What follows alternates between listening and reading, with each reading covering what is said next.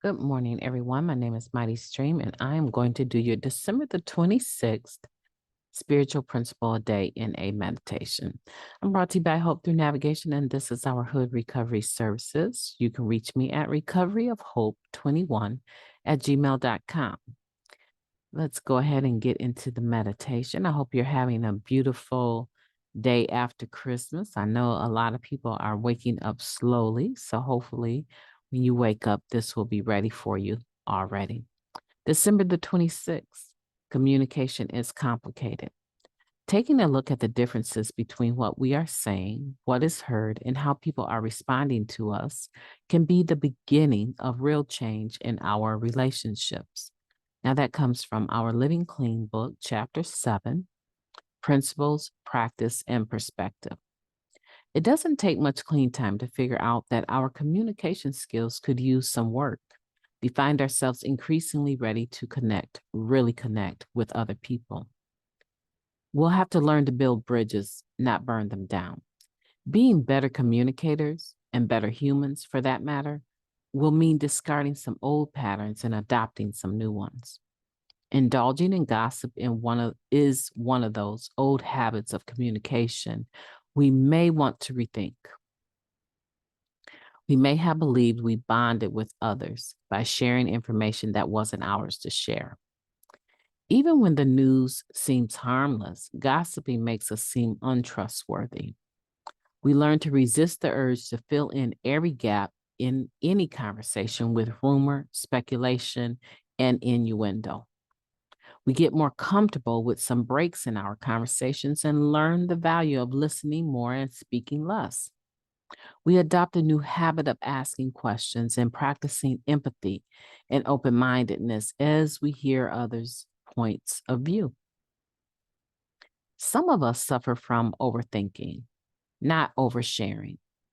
We second guess the wisdom of speaking up, keeping what's on our minds to ourselves instead. We may think we're being considerate, but withholding our experience and ideals often keeps others at arm's length. We might come off as shallow or stuck up, maybe even or stuck up when we're just shy. I like that. I want to reread it though. We might come off as shallow or stuck up when maybe we're just shy. Sure, there's risk involved in putting our ideals on the table, but that vulnerability enables us to connect. To complicate matters, communication involves so much more than talking and listening. All those nonverbal cues we exchange, facial expressions, body language, eye contact, touch, all add meaning. Communication is complicated.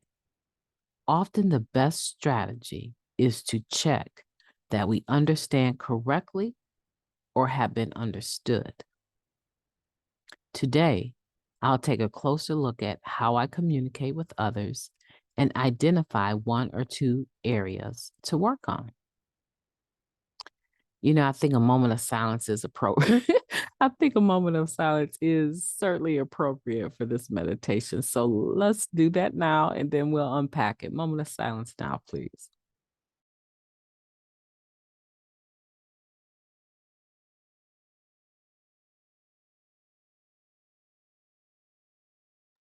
God, grant us the serenity to accept the things we cannot change, the courage to change the things that we can, and the wisdom to know the difference. Just for today, please and thank you. I was thinking during the moment of silence. Yeah, I was thinking, I got to admit, I was thinking during the moment of silence, I do not want to get into this communication piece. This topic is such a ball of worms. It is intense, right? Communicating. We get clean and then we come into the program and we begin to learn that there's so many people trying to do the exact same thing that we're trying to do. Stay clean just for today, right? However, we start finding that people want to have conversations with us. People want to comment.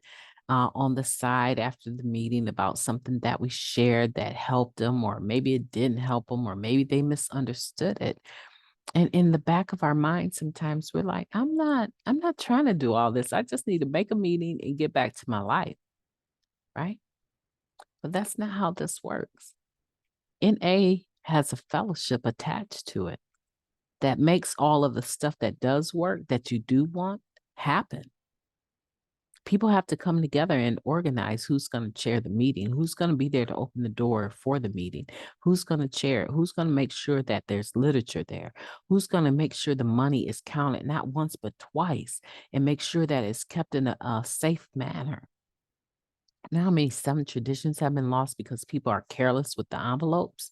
So, and not even stealing it, just careless with them. So that takes communication.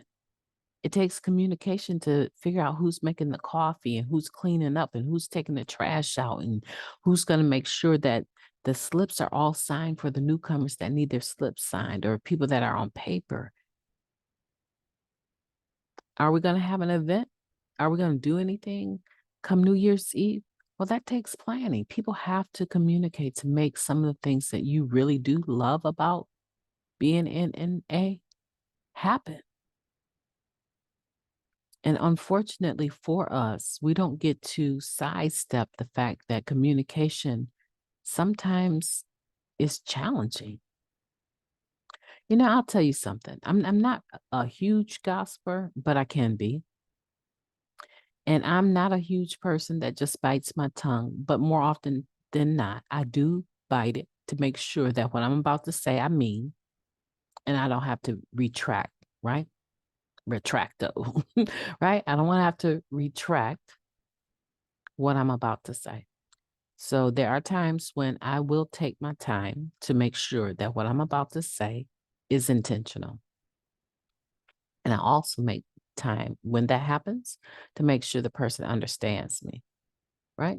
Now, if I don't care if they understand me and I'm just saying what I need to say, like an ultimatum or something of that nature, then I might not ask them, do they have any questions? But most of the time, I try to figure out if they understood what I meant in the tone that I meant it in. But here's the thing about me. I have a face that reacts regardless to what my words say.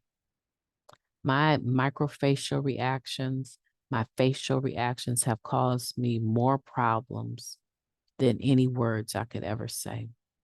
I don't know. My face just flinches and it goes into to whatever reaction that is going on. And that is the piece that I have to remember, that I am very reactive with my microfacial responses, my nonverbal communication. And people will interpret that exactly most of the time as I actually mean it. And a lot of times that will reveal, I don't know about you, but I'm just saying for me, that those nonverbal cues, my microfacial responses, and it's been proven in forensics, right? There's a whole psychological forensic study of microfacial responses, that is the true response that a person is having, regardless to what they say or what they do. And a lot of times those microfacial responses or my nonverbal cues will reveal what's really going on with me aside from what I'm saying. Now, if the person is sharp enough to pick up on that, they might ask, is that how you really feel? Because your whole face is saying something different. And then I find myself in a deeper conversation than I care to be, or maybe than I actually have time for. So I just want you to be aware that what happened yesterday with your family and your friends and at events that you might have gone to for the holiday can be very revealing about what's going on with you inside. And maybe everything that you communicated wasn't exactly as what you said, right? And maybe we need to do some more work about honestly communicating what we feel. Maybe we do. I know that's an area for me that If my words and my face can match up, that'd be perfect. Like I could probably be on the soap operas as a great actress or something. But I need to work on that piece. And I'm not saying that what I'm feeling and my responses, my nonverbal cues are wrong, right? But I do find a lot of times what I'm really feeling, I'm not quite ready to put it on the table. I want some time to process stuff. And for me, that's wisdom. So you need to think about how you communicate. Don't burn bridges because you don't know the right response or what should be the response in any given situation. In Narcotics Anonymous, we have an opportunity to take inventories and get rid of the things that are not working for us and add, right, to our repertoire, to our tool belt, the things that do work. But some of those tools we add, right, take time to develop. They will take time to develop them so that they truly are an asset and not causing harm. My name is Mighty Stream. I've enjoyed talking to you, and I am going to be talking to you tomorrow. I hope that today, December 26th, will be the best December 26th that you have ever lived. You are in the flow of the stream, so go out there and do mighty things. Have a beautiful day on purpose.